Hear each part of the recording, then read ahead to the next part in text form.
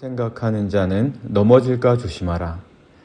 사람이 감당할 시험 밖에는 너희가 당한 것이 없나니 오직 하나님은 미쁘사 너희가 감당하지 못할 시험 당함을 허락하지 아니하시고 시험 당할 즈음에 또한 피할 길을 내사 너희로 능히 감당하게 하시느니라.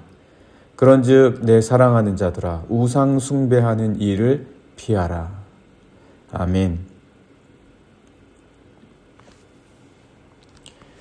인생은 시험의 연속입니다. 시험이 인생이라는 말은 아닙니다. 시험이 인생에서 끊임없이 온다. 그래서 인생은 시험의 연속이다. 이렇게 말을 한다고 할지라도 시험이 곧 인생이다 라는 말은 아닙니다.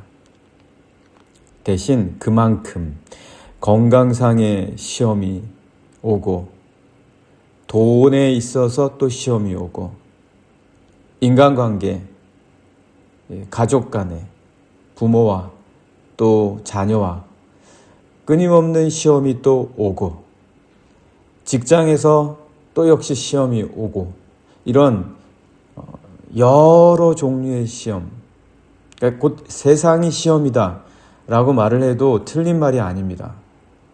내 삶이 시험이다. 내 인생이 시험이다.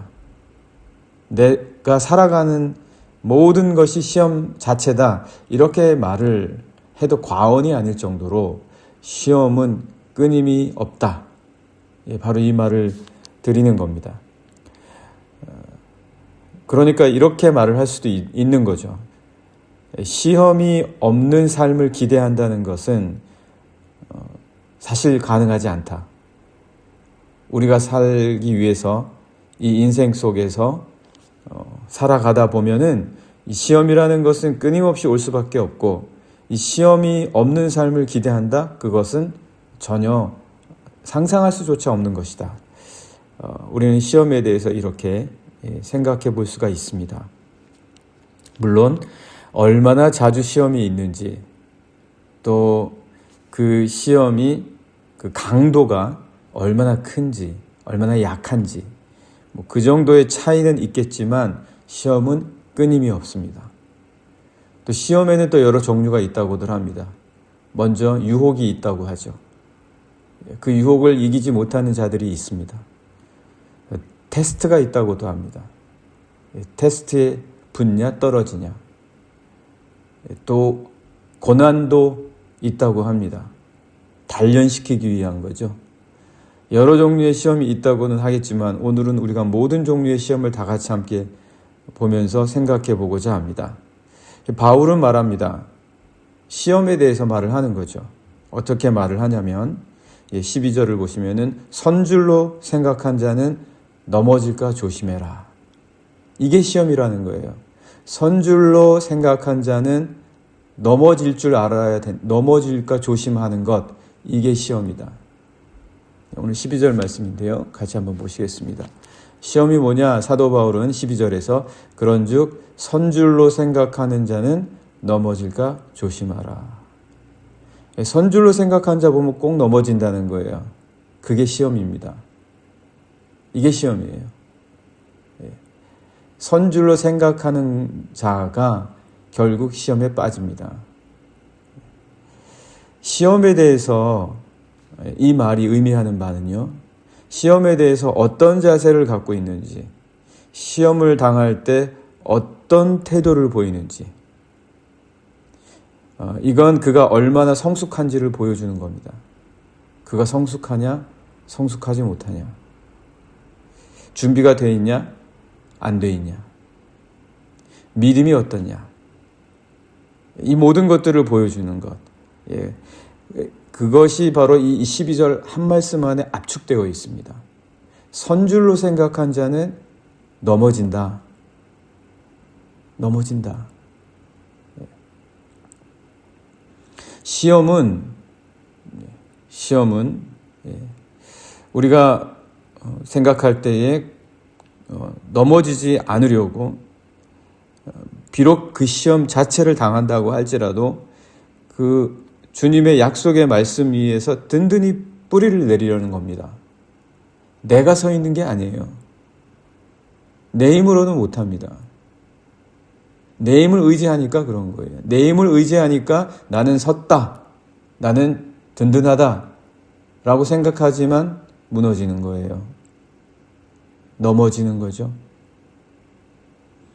넘어지면 주변에 있는 사람들까지 같이 넘어지게 만듭니다. 같이 힘들어지고, 같이 마음 아프고, 같이 평안이 깨지고, 평강도 같이 깨지는 겁니다. 그래서 자기가 섰다고 생각해서는 결코 시험을 이기지 못합니다. 우리가 시험을 이기는 자들은 보면 우리 예수님의 약속의 말씀 위에서 든든히 뿌리를 내리려고 하는 자, 그런 사람은 조심할 수 있는 거예요. 스스로 섰다고 생각하는 사람은 조심하지 않습니다. 그 자신에 대해서 바라볼 줄을 모르는 거예요. 그 자신이 아직 준비가 안 됐다는 것을 알지 못하는 거예요. 그러나 예수님의 말씀을 의지하고 예수님의 말씀 위에 든든히 뿌리 내리고, 언제 내가 시험을 당할까? 어떤 시험이 또 나를 기다리고 있나? 어떤 종류의 시험이 나를 흔드나?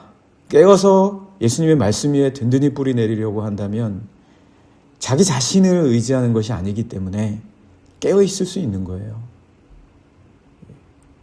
자기 자신을 과신하지 않습니다. 나는 언제든 넘어질 수 있다라고 생각을 하고 예수님의 말씀을 의지하는 거죠.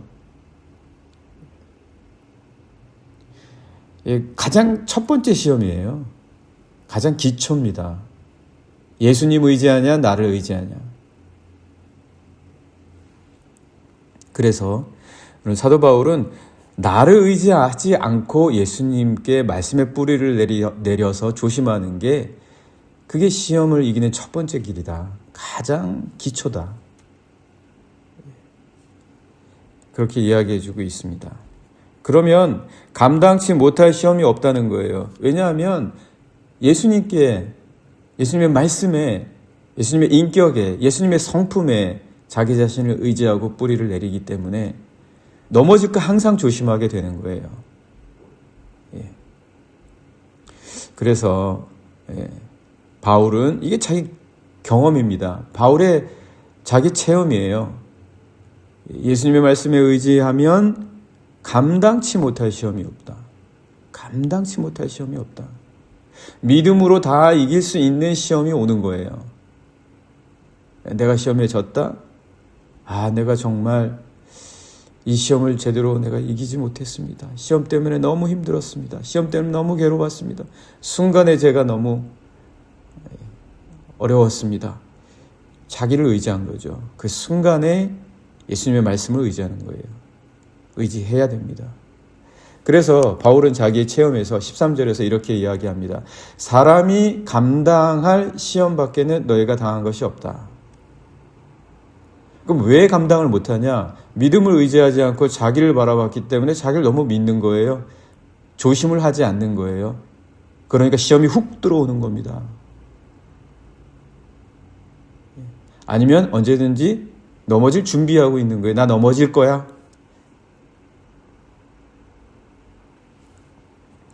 네.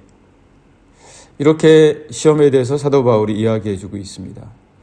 뿐만 아니라 시험을, 믿음의 뿌리를 내리고 있는 사람들은 만약 감당하지 못할 시험이 올 때에는 하나님께서 어떻게 하십니까?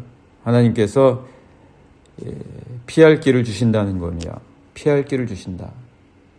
13절 말씀 계속해서 보시면, 오직 하나님은 미쁘사 너희가 감당하지 못할 시험당함을 허락하지 아니하시고 시험당할 즈음에 또한 피할 길을 주신다. 피할 길을 주신다.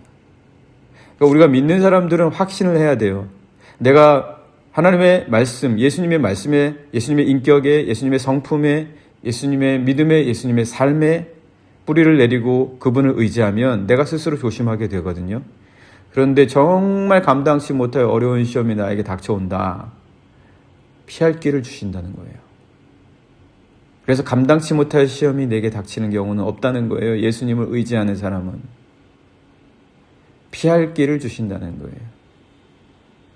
그래서 너희로 능히 감당하게 하시느니라. 이것도 감당의 하나의 방법이에요. 주님이 주시는. 그래서 주님께서는 이게 참 바울에게 이런 시험에 대해서 말씀을 주시는데 이거는 바울의 체험에서 나오는 겁니다. 바울은 매번 선교 여정에서 가는 곳마다 핍박 속에서 시험을 당했어요. 가는 곳마다 시험을 당했다. 그가 1차 여행에서 갈라디아에 갔잖아요. 갈라디아에서도 매맞고 핍박받고 시험받는 거예요. 평안이 깨지죠. 흔들리죠. 믿음의 삶에 대한 갈등과 유혹이 오게 됩니다. 2차 선교 여정 때 마게도니아에서는 또 어땠습니까? 마게도니아에서도 또 역시 새로운 사람을 만나는 과정에서도 시험에 빠지게 돼요. 브리스가와 아굴라와 이런 사람들과의 또 고린도 교회에서의 사람들 간의 갈등, 바나바와의 갈등, 마가 요한과의 갈등, 그 사람들이 나에게 주는 시험들, 바울은 계속 시험을 당하는 거예요. 아시아에 갔을 때 에베소에서도 마찬가지로 시험을 당합니다. 사람들이 그를 핍박하고 때리고 아가야에 가서도 역시 너가 도대체 믿는 바가 뭐냐? 너가 믿는 바가 도대체 뭐냐? 너는 말쟁이구나. 예루살렘에서도 역시 마찬가지고 예루살렘에서는 그를 재판에 넘기고 또 그는 로마까지 끌려가는 그런 시험을 당하게 됩니다. 계속해서 시험 받아요. 시험의 연속입니다. 어디서든 시험을 받습니다. 바울만큼 시험 받은 사람이 어디 있습니까? 그러니까 우리가 나는 특별히 시험이 많다. 내 인생에 왜 이렇게 시험이 많냐. 이런 약한 소리 하지 말아야 돼요. 왜 내 인생에는 자꾸 시험이 많고 내 인생은 왜 이렇게 시험의 연속이고 내 인생은 왜 이렇게 안 풀리고 나는 왜 이렇게 힘들고 이런 약한 소리 하지 말아야 된다는 거예요. 바울보다 많습니까? 바울보다 시험 많이 당했냐고요?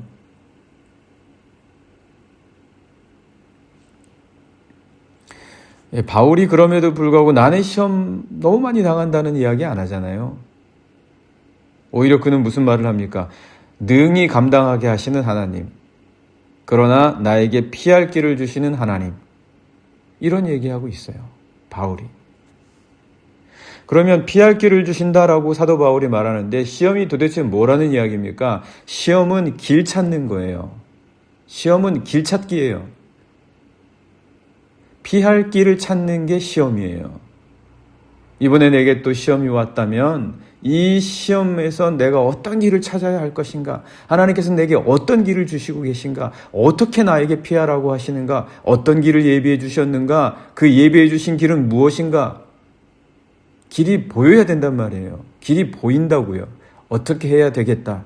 그 길을 볼 수 있어야 되는 거죠. 못 보면 시험에 빠지거나 시험에 넘어가거나 그 길이 뻔히 보이는데 어떻게 하라? 라고 하는 하나님이 주신 피할 길, 예비해 주신 길이 보인단 말이에요.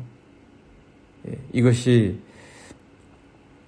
하나님께서 우리에게 주신 시험입니다.